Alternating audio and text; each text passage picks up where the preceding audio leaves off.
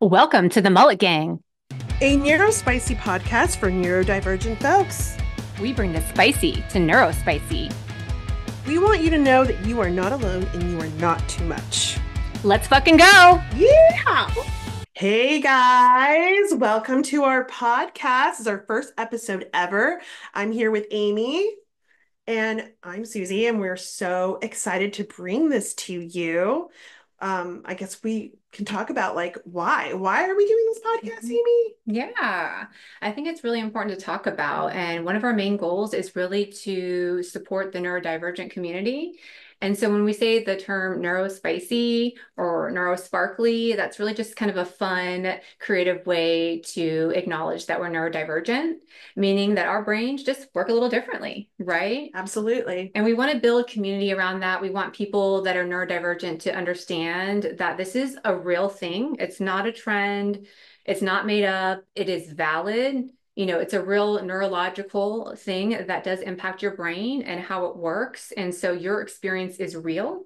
You're not alone in this, and you're not too much. And that's kind of our message. We want people that are neurodivergent to understand that there is a community out there, and we want to build that. We want them to feel seen and heard and understood, and know that they don't have to feel isolated or alone. We want to create kind of the safe haven for them and raise awareness and education just for the general public as well, to understand neurodivergence and what that means.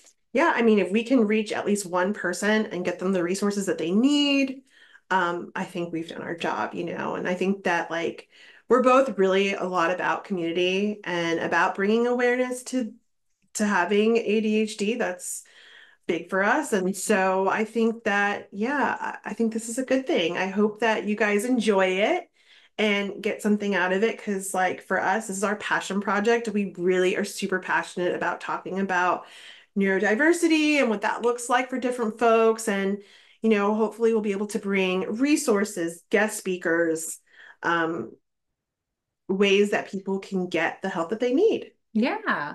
And I think sometimes with neurodivergence, that term is misunderstood. Hmm. Often it's used for like ADHD or autism or ADHD, but it really includes just anyone that has a brain that works a little differently. Okay. So, that could also be something like trauma, anxiety, depression. So this is like the neurodivergent umbrella, Umbrella. right? Yeah, Okay, I think yeah. of it as like a rainbow, right? There's lots of Hmm. different ways that you can be neurodivergent, and there's different terms, again, like neurospicy, neurosparkly. It's really just a way to explain that someone's brain works differently, Hmm. and understanding your brain will be very empowering, Hmm. because then you can understand why certain things are hard for you or challenging, why you have certain superpowers, which we'll talk a lot about.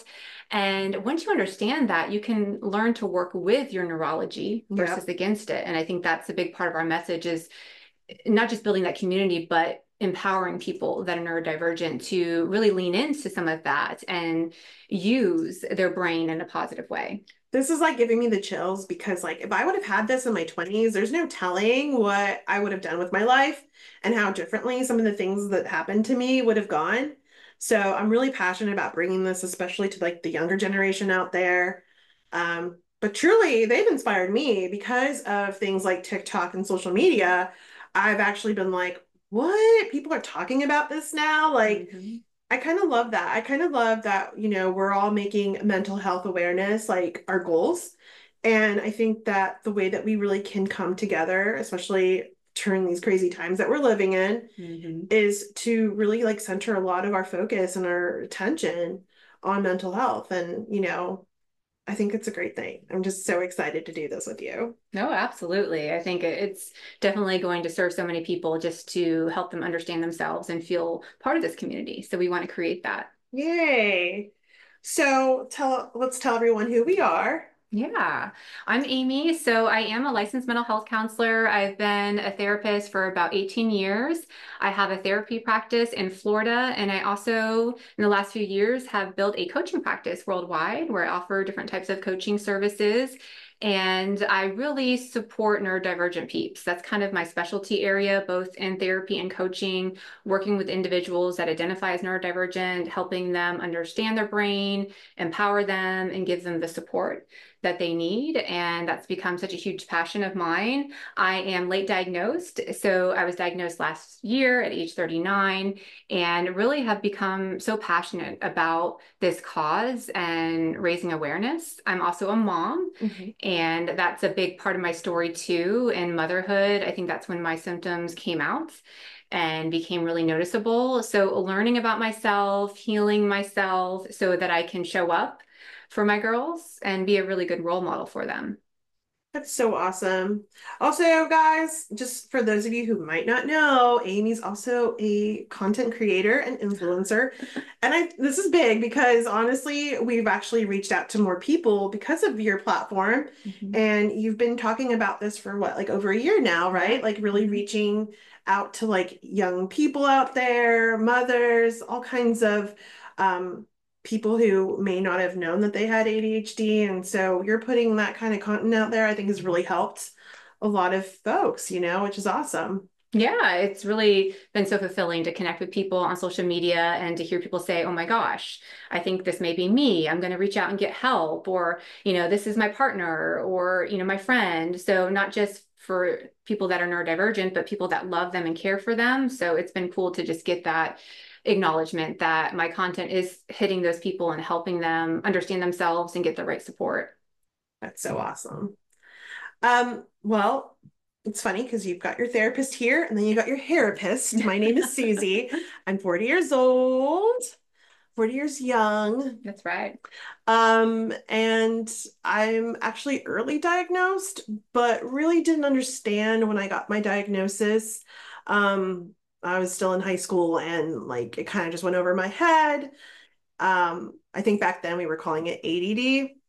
Um, and to me, it just meant that I had some kind of learning disability. And I put the air quotes out there because, we know that that's not what it is. Mhm. But back then, I think it was really kind of talked about like that, especially in the media. So I just thought like, oh, I just need some Ritalin. Mhm. Um, I've been doing hair since 2006. I own my own salon. And for me, I think that dealing with a lot of people in a high-paced space, like workspace, has been my saving grace because I think when you're neurodivergent and you're in places like that, like you do thrive and it really has, its ups and downs, but I think like I'm always so interested in how like people work. And I think like I always love to see like the different personalities that come into my chair. And I think that in the last couple of years, I've talked to a lot of girls who've had like ADHD and like realizing that like we need a community. We need to like spread the awareness. We need to have this podcast and like getting to do this with you, like, we've known each other for quite some time. Amy and I actually met in high school. Mhm. The year was 2002, I think. 2000, no, 2000 and 2000 probably. The year Mhm. 2000. It was Mhm. the year 2000 when we met. And I think we were attracted to like our spark, our energy. Like we were both high energy girls. Um, we I can't even it's hard, honestly, it's like so hard to explain like how outgoing we were. We were both very extroverted. We had our own little language, I felt like, and we got each other. Where we were too much for most of the kids that we interacted with, we were never too much for each other. And from that, I think our bond was so strong and um we grew a lot, like especially as young women. But yeah, we met in high school and our bond was really strong from the get. We also connected with music. I think we like going to like punk shows all the time and we were in the scene and I think those high energy shows like matched our Yes. ADHD and we didn't know it then, but um we had so many similarities, but we really didn't really identify with why that was, you Mhm. know. But like most kids, after high school, we went our separate ways a little bit in college and in our early 20s. And I don't think we reconnected until our 30s. Yeah. And then once we like reconnected and had some like time to like catch up and have like a really deep conversation, I realized why I fell in love with you in the first place. You just are you, and like there's just something about being neurodivergent that like makes a person so unique. Like their personality is special. Like you're just not recreating this. It's not, flatline. Mm-hmm. And we have so much fun. We laugh. We get our sense of humor is so unique that we like actually get each other's jokes. And we can just go on and on and on and on. So I think that high energy is always met. Yeah.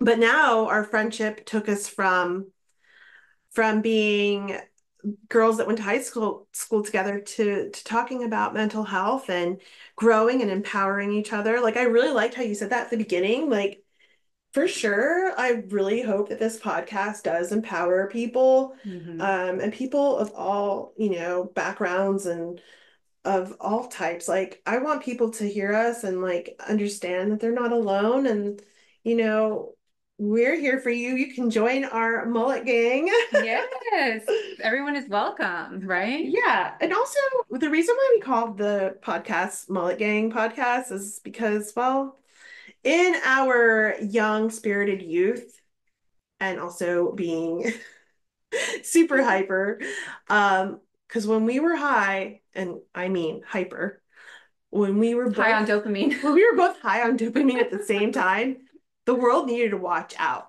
Like we were running the show.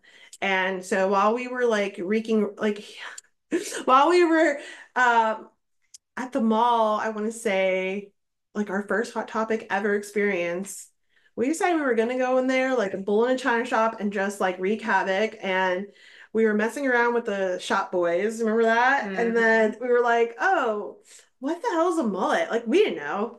And then like a whole world just opened up to us that this haircut would just have such an impact on us.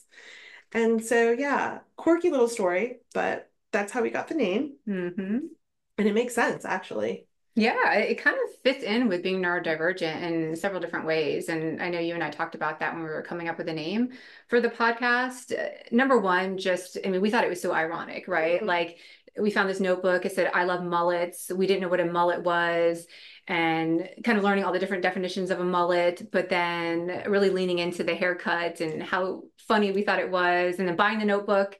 And then ever since then, calling ourselves like the Mullet Gang, like that in itself, I think kind of symbolizes our sense of humor and how funny we thought that was. But then now, even just understanding like the neurodivergent experience and how many of us mask, right? Kind of this idea that up front, what you see initially is maybe a different version of what's really going on, right? So it's Hmm. like business in the front. We talked about this idea of like masking, it's outwardly to other people, but then once you really get to know us and we get comfortable, you kind of see the fucking party, right? In the back, and really leaning into that. So initially it started out as like this fun teenage thing that we thought was ironic and silly. But now I think looking at the meaning behind that and the connection that we had, it really is symbolic, right? Honestly, I think our friendship is based off of the unmasking. Yes. You were unmasked when you met me, and I was totally fucking unmasked when I met you. We were Hmm. what people call unhinged. Oh, yeah. Like, actually, if I could find that fucking notebook, it would have all our Oh secrets my gosh. and just all our freedom that we would express ourselves in that book with. Like, that I think is what really bonded us for life is that I've never had to mask up in front of you. No. I feel like you just somehow got me and I just got you? And I mean, I know we've talked about like how with other friends, we definitely do mask, but even back then, like, no. That book was literally like the book of authenticity. If you think about it, Yeah. and for those of you that weren't born in the 1900s, this was Oh, before God. texting and social media. Those things Yeah. were just barely coming out. But instead of like sending each other messages or DMs, what we would do between classes is we would pass this notebook back and forth. We had many, but Yes. that I think was the That was original. the We would original. just, I mean, draw pictures, We'd write stick our cards, like like, photo booth pictures in it. yes. Also, it was like a way not getting caught like passing notes because, Mhm. those are really obvious. So, like, the notebook looked like we were taking notes in class, Mhm. but really, I was like, Dear Amy, this is the worst day of my life. Mhm. Um, Yeah, needless to say, we definitely did not pay that much attention in class, but yet we still passed. Yeah, that's the other thing. We couldn't focus. We were bored out of our minds. So we just would, write down all of our thoughts and feelings and share that with each other, right? But Yeah, that just shows how comfortable we were because we yeah. were able to divulge that. And Hmm. again, I think that really shows up now, even to this day, because we are moms, we're entrepreneurs, we're in relationships, we are doing life and adulting, Yeah, but we still can lean into that fun, silly, unhinged side that has never gone away and feel comfortable and know there's never going to be that judgment. And I think that's beautiful. absolutely. And you know what, guys? That's what like real friendship is, I think. Like being able to unmask and being able to find empowerment through your friend. That's what support looks like. I'm Mhm. not going to judge you. You're not going to judge me. I can tell you like the challenges I'm having. You can support the wins. I'll support your wins. And, I think we both really value that. And it's hard to find sometimes. No, it is. And I think when you find that and compare it to other relationships, you can see that contrast, right? When you're with someone that you feel at ease with, you can take the mask off. It doesn't take up a lot of your energy. Like your nervous system just feels different. And I talk Mhm. about that all the time. Like your body and your nervous system will kind of send those signals. When you're with certain people, you're just like, oh, this is so easy. Mhm. And you know that you don't have to pretend to be anyone that you're not. I think most of my friends probably like, especially now that I'm in my 40s, like it's taken me a long time to really attract like-minded people. And I realize that most of my closest friends are neurodivergent people, Hmm. and people that I literally aren't that close with are probably people who aren't because like they don't always understand like what's going on up here.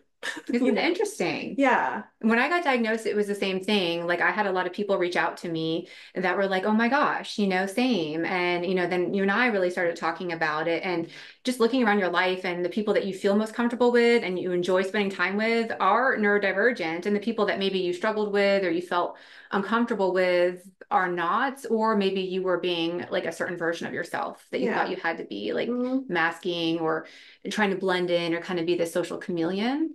Yeah. And that takes up a lot of energy, right? Yeah, I think even too, like there's this like I need to grow up. I need to stop liking the things that I like. I need to like dress more conservative. I need to talk a different way. I need to be organized. Like that to me always feels like a pressure that I need to be, but it really does conflict with how my brain works. Like I'll buy a planner every fucking year and I'll never fucking use it. That's just Hmm. not how I work. Hmm. And now I have the compassion and the grace to be like, that's fine. You don't need to work that planner, girl. Like your whole life is a schedule. You don't actually need another schedule on top of that to make you a person? Hmm.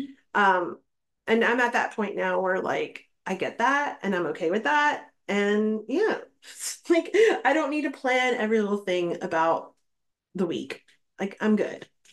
Um, I lost my train of thought yet again. But you know what? Why don't we dive into our diagnosis stories? I think Yes. that's going to be huge for our listeners out there.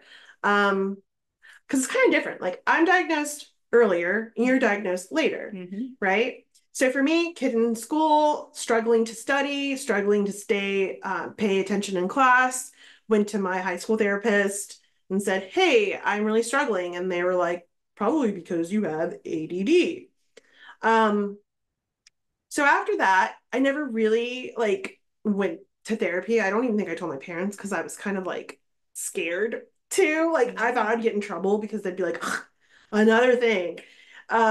So I never really kept up with it or touch base or did any other like outside research with it. I just took it as what it was, learning disability, and moved on. Okay, so cut to I'm in my 30s and I've been doing therapy and I bring it up to my therapist that I've been seeing. And she's been a therapist for a really long time. And it was just kind of like in passing, like, oh, in high school, I was told I had ADD. I think I was talking about like my struggles, like with school. I Hmm. always felt you know, like I was a little weird. I always felt like I didn't really fit in. Hmm. I definitely didn't fit in with the smart kids, even though I was smart and I was in all honors classes. I just didn't think like them. You Yes. know, Mm-hmm. like they would talk about like a topic that we were learning about, and it just like didn't feel the same. Like I didn't even really know how to study. Studying was hard for me. Mm-hmm. I'm very distracted. I took really long to take tests. Mm-hmm. Um, and then also like rejection sensitivity. Whenever I wasn't invited to things, I'd be like Yes. heartbroken. So much so that I even had a teacher one time tell me, you know, all these relationships in high school aren't going to matter when you're like older, right? But back then, that's all I could think about. Mm-hmm. Mm-hmm. So, struggling with all this, it didn't just like end in high school. Like it kept going as I got older into my 20s for sure. And then as a salon owner, that's when I really hit my breaking point. I'm Yeah. overstimulated every fucking day. I'm on like high power workaholic mode, which I think a lot of people with ADHD struggle with. Mm-hmm. I'm disorganized a lot. I forget conversations that I have. Mm-hmm. And a lot of this was like really coming to light now because I'm doing a lot at work.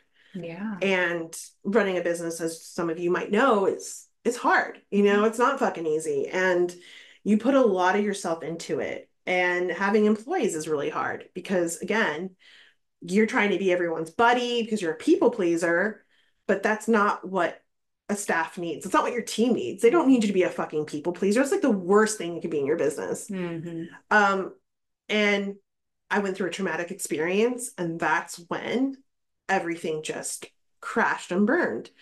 And I went to a new therapist and I told her everything, like how hard I wasn't even talking about the thing that happened to me. I was just talking about like life is so hard. Like it's so hard. I don't know why. And then she was like, have you ever been diagnosed with like ADD or ADHD? And I was like, yeah, like in high school. So what? And she was like, you know, I think a lot of this would be easier for you if you were on medication. And I remember I reached out to you. I was like, yo, this girl wants to put me on medication. I don't know about that. I thought I could just like do yoga and meditate the shit away. Mm-hmm. But no, let me tell you, I'm gonna tell everyone out there listening, medication is the best thing that's ever happened to me. Mm-hmm. Boy, oh boy, did it clear out all the thoughts, all the obsessiveness, Mm-hmm. just all the frustration that I've had. Like it just took it all away and like let me breathe for a minute. Um, And so, yeah, after that, I started reading books, tuning into podcasts, looking at other creators for, you know, advice or just hearing their stories and like feeling like, oh, finally, like someone that gets me. And Mm-hmm. then lo and behold, my best friend starts making these videos. And I'm just like, you too? You have Mm-hmm. this too? And so, like, one night as we're talking about it, I was like, this is why I think this happened. Mm-hmm. So yeah, Absolutely. that's been my experience with it, and I'm really grateful for all the things that have happened.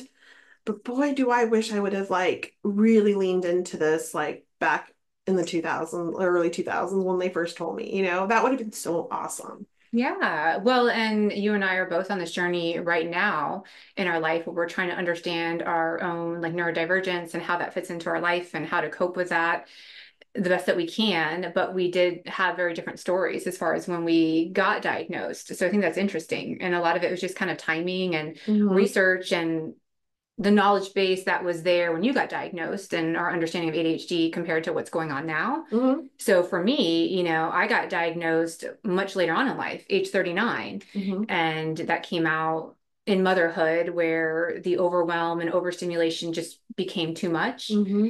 And finally, I realized something else is going on. You know, my whole life I've struggled with things like anxiety and depression and body image issues, self-esteem issues.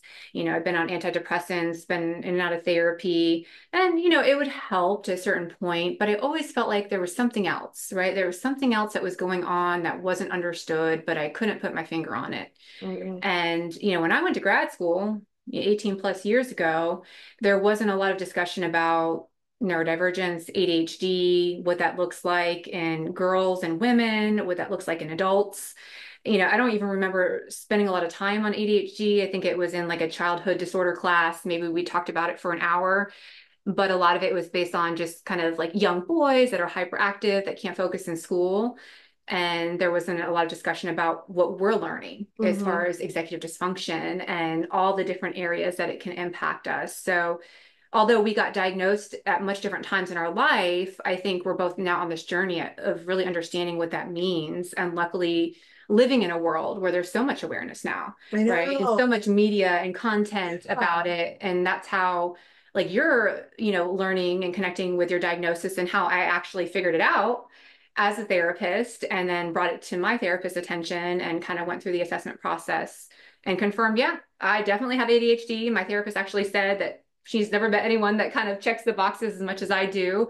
So, yeah, it's an interesting journey, especially like midlife, to finally learn this about yourself and understand it because it really is very meaningful. It impacts everything that we do. Yeah. And I mean, like, I was going to ask you, like, so there's people out there that have this probably and don't even know it because, like, not every therapist learned this, right? Like, Mhm. this is like a newer subject or, Yeah. Well, the research, is new coming out. And so we need a lot more research and understanding. But yeah, I think there's this misconception that ADHD is just a trend. It's just yeah. a social media thing. Oh, everyone has ADHD. No, bitch, they No, don't. this is like a real neurological disorder. Yeah. Yeah. We just have more awareness. We have more education. We're finally doing more research and understanding how ADHD presents and all the different nuances and the spectrum, right, of Hmm. ADHD and neurodivergence. Even this idea that autism and ADHD have a big overlap, and there's this new concept of ADHD. It's not officially in the diagnostic criteria yet, but there is this commonality with autism and ADHD. There are some differences, but some similarities. So some Hmm. people actually have both. Yes, I've seen that. And I Mhm, know somebody that I think has both. mhm. And like, it's, I think it's just amazing. Like, because our brains are just what? They're like barely even studied, really. They're And not. not everything can be like super textbook, right?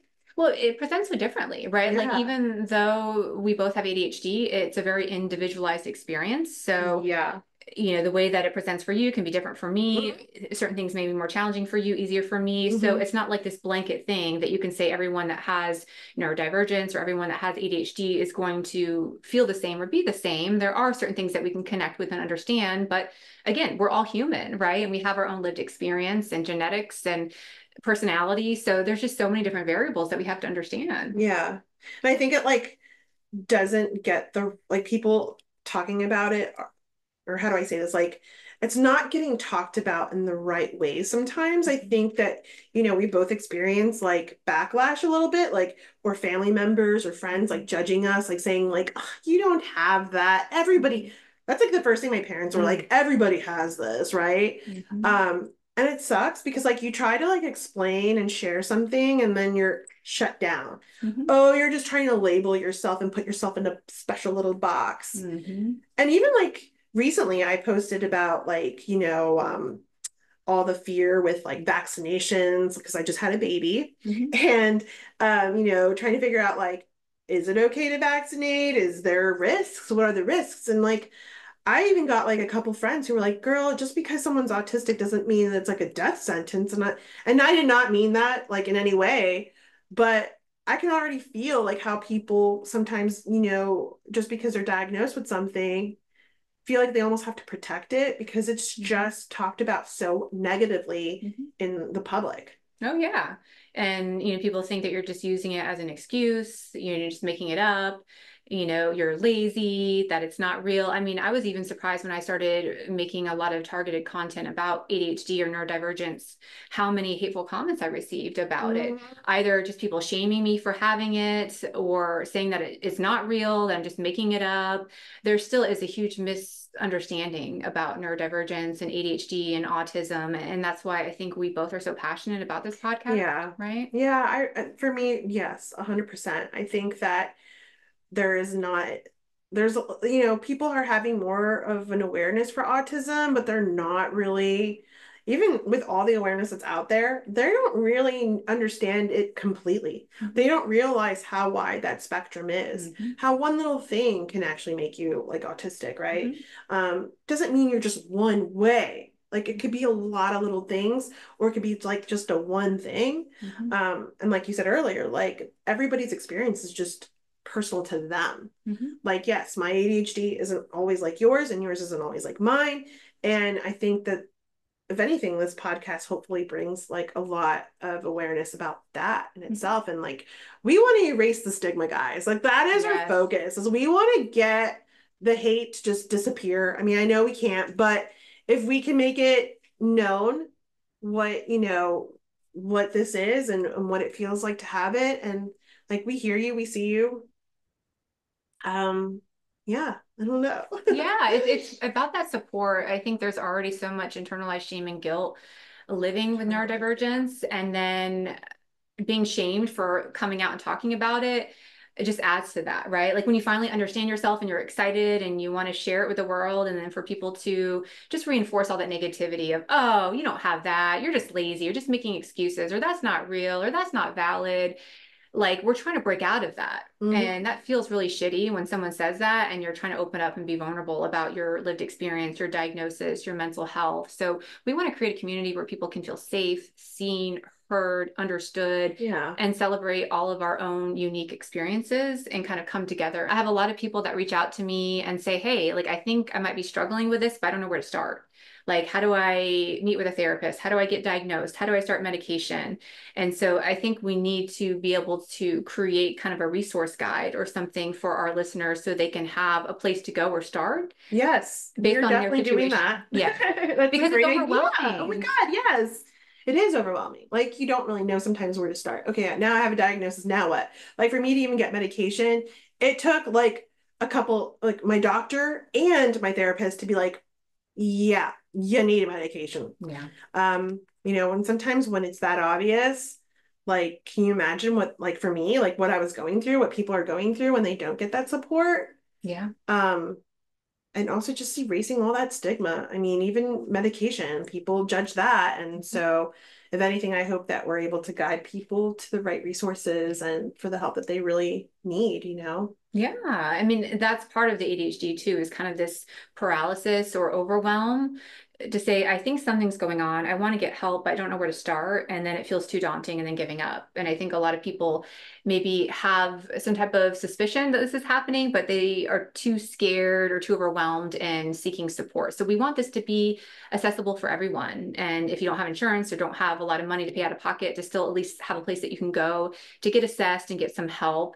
The other thing is everyone's treatment plan is different, Mhm. right? Like there are lots of different things that we can do to help, like pull that lever. Like medication can do wonders for a lot of people, but it doesn't work for everyone's brain, and Yep, that's yep, okay. yep. There's different medications or different types of therapy, coaching, lifestyle changes. So I think we'll talk a lot about those things here too. What Mhm. we both do to manage our ADHD, but also understand that it's a very individualized process and kind of helping people lean into their own treatment plan or their own support.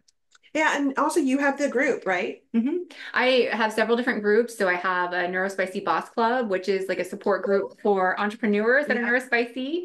And I think often we kind of fall into that when we are neurodivergent Mhm. because we like to be independent and autonomous. We're very innovative and creative, but we need support with like the admin stuff, the boring stuff, the stuff that doesn't light up our brain. So I have a group for that. I have a group for moms that are Mhm. neurodivergent, the Mhm. Overstimulated Moms Club, and then also a self-love club for women that really want to lean into like self-love. So, I have coaching groups, I offer therapy, but there are lots of different resources out there. It's just having it all in one place where people can access it. Well, this will be the place. That's right. Awesome. Well, this was so much fun. I'm Yeah. so excited for this.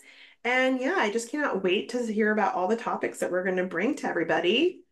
Um, any final thoughts? Well, we're so stoked to share this message. We did so much brainstorming today of all the different topics and things that we want to cover. And as always, if you guys have anything that you want us to cover, any questions, any resources you need, send that our way. We definitely want Yeah. this to be interactive and Hmm. collaborative. So you guys are our community. Let us know what you need and what you're looking for, and Yeah. we're here to deliver. Yeah, we're looking forward to meeting some of you. Thank you so much for listening. Bye. Woohoo!